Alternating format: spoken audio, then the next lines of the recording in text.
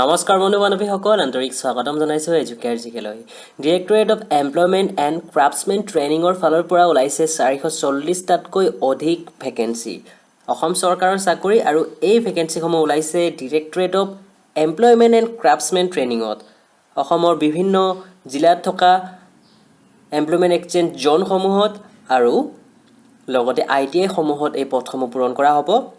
আৰু ভাল কথাটো হ'ল ইয়াতে কেৱল গ্ৰেজুৱেটৰ বাবে পদৰ সংখ্যা আছে 140টা আৰু গ্ৰেড 4 অৰ্থাৎ ক্লাছ 8 উত্তীৰ্ণৰ বাবে পদৰ সংখ্যা আছে 112টা অৰ্থাৎ 440টা পদৰ ভিতৰত 252টাই গ্ৰেজুৱেট আৰু ক্লাছ 8ৰ বাবে মানে কোনো অন্য ধৰণৰ কোৱালিফিকেশ্যন ইয়াতে নালাগে সবিশেষ ভিডিঅ'টোত আলোচনা কৰি আছো অতি চমুকৈ ভিডিঅ'টো ভাল লাগিলে লাইক কৰিব কমেন্ট কৰিব শ্বেয়াৰ কৰিব আৰু যদিহে এতিয়ালৈকে চেনেলটো সাবস্ক্ৰাইব কৰা নাই সাবস্ক্ৰাইব কৰি ল'ব এইখন হৈছে অফিচিয়েল নোটিফিকেশন SLPRB ৰ ফালৰ পৰা জাৰি কৰা হৈছে 15 তাৰিখে ইস্যু কৰা হৈছিল এডভাৰটাইজমেন্টখন প্ৰকাশ হৈছে আজি আৰু অনলাইন আবেদন অহা 21 ছেপ্টেম্বৰৰ পৰা আৰম্ভ হ'ব চলিব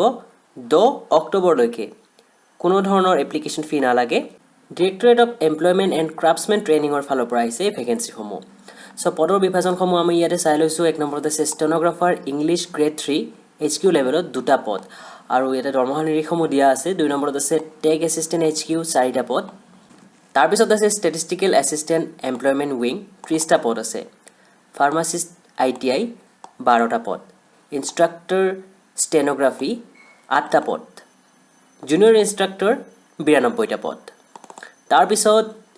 আমি যিকেইটা পদৰ কথা কৈছিলো যত কেৱল গ্ৰেজুৱেট লাগে সেইকেইটা পদ এইসমূহ জুনিয়ৰ এসিস্ট্যান্ট HQ 28টা পদ জুনিয়ৰ এসিস্ট্যান্ট ITI 13টা পদ আৰু জুনিয়ৰ এসিস্ট্যান্ট জন লেভেল 99টা পদ তাৰ পিছত আছে হোটেল সুপাৰিনটেনডেন্ট কাম ফিজিক্যাল ট্ৰেইনিং ইনষ্ট্ৰাক্টৰ 3টা পদ ষ্ট'ৰ কিপাৰ ITI 10টা পদ লাইব্ৰেৰিয়ান ITI 1টা আৰু ড্ৰেছাৰ ITI 4টা পদ শেষৰ পিনে আমি দেখা পাইছো গ্ৰেড 4 ৰ পদ আছে 26টা workshop attendant store attendant grade 4 HQ 18টা গ্ৰেড 4 ITI 39টা আৰু গ্ৰেড 4 জন লেভেল এমপ্লয়মেন্ট এক্সচেঞ্জত 55টা সো তলৰ পিনে ক্যাটাগৰি ওয়াইজ কাষ্ট ওয়াইজ বিভাজনসমূহ দিয়া আছে এই পদসমূহৰ বাবে আপোনালোকে এডভাৰটাইজমেন্টখন আমাৰ ভিডিও ডেসক্ৰিপচনত পাই যাব PDF কপিটো ভালদৰে এবাৰ পঢ়ি ল'ব এটা জোনসমূহ আছে ডিব্ৰুগড় জোন আপাৰ আসাম জোন লোৱাৰ আসাম জোন সেন্ট্ৰেল আসাম জোন সাউথ আসাম জোন আৰু হিলছ জোন আৰু পদৰ ভেকেন্সিসমূহ ইয়াতে অতি সুন্দৰভাৱে দিয়া আছে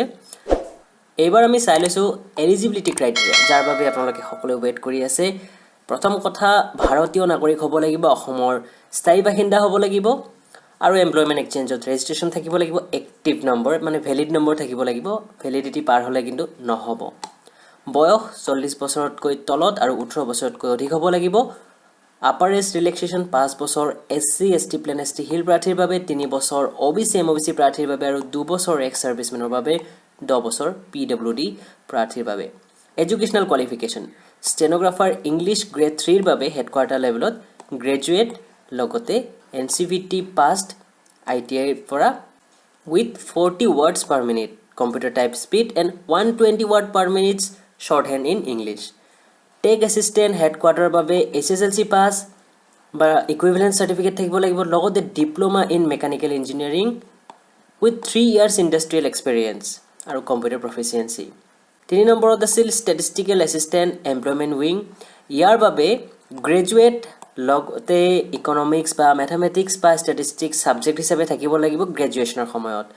কম্পিউটাৰ প্ৰফিচিয়েন্সি ইয়াতে বিচাৰিছে ফাৰ্মাসিষ্টৰ পদ আছে ITI হায়াৰ সেকেন্ডাৰী পাস লগতে ডিপ্লোমা ইন ফাৰ্মাসি আৰু অতি কমেও এবছৰৰ এক্সপেৰিয়েন্স বিচাৰিছে ইনষ্ট্ৰাক্টৰ ষ্টেনোগ্ৰাফি ইংলিছৰ বিভক বা ডিগ্ৰী ইন কমাৰ্চ আৰ্টছ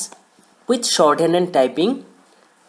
লগতে অতি কমেও 1 বছৰৰ এক্সপেৰিয়েন্স নাইবা ডিপ্লোমা 2 বছৰীয়া ইন কমাৰ্শিয়াল প্ৰেক্টিস নাইবা advance diploma vocational with 2 year experience নাইবা national trade certificate national apprenticeship certificate লগতে 3 বছৰৰ এক্সপেৰিয়েন্স আৰু লগতে national craft instructor training certificate থকাটো বাঞ্ছনীয় জুনিয়ৰ ইনষ্ট্ৰাক্টৰৰ বাবে SSLC পাস লগতে নেশনাল এপ্ৰেন্টিসশিপ সাৰ্টিফিকেট বা নেশনাল ট্ৰেড সাৰ্টিফিকেট থাকিব লাগিব ইয়াতে ট্ৰেডসমূহ দিয়া আছে লগতে 1 বছৰৰ ইণ্ডাষ্ট্ৰিয়েল টিচিং এক্সপেৰিয়েন্স আৰু ক্ৰাফ্ট ইনষ্ট্ৰাক্টৰ ট্ৰেইনিং থাকিব লাগিব এইবাৰ আহিল junior assistant HQ, junior assistant ITI আৰু জুনিয়ৰ এছিষ্টেণ্ট জন লেভেলৰ বাবে ইয়াতে কেৱল গ্ৰেজুৱেট বিচাৰিছে আৰু এই পদসমূহত কেৱল গ্ৰেজুৱেট হ'লে এপ্লাই কৰিব পাৰিব। সৰ্বমুঠ পদৰ সংখ্যা আছে 140টা। লগতে অতি কমেও 6 মাহৰ কম্পিউটাৰ চাৰ্টিফিকেট, কম্পিউটাৰ নলেজ অৰ্থাৎ MS Word, MS Excelত কাম কৰা জানিব লাগিব। হোষ্টেল ছুপাৰিনটেণ্ডেণ্ট কাম ফিজিকেল ট্ৰেইনিং ইনষ্ট্ৰাক্টৰৰ বাবে গ্ৰেজুৱেট ইন ফিজিকেল এডুকেশ্যন বিচাৰিছে আৰু লগতে কম্পিউটাৰ নলেজ। ষ্ট'ৰ কিপাৰৰ বাবে SSLC পাছ বা ইকুইভেলেণ্ট, অতি কমেও 6 মাহৰ কম্পিউটাৰ চাৰ্টিফিকেট, NCVT পাছ হ'ব লাগিব ITIৰ পৰা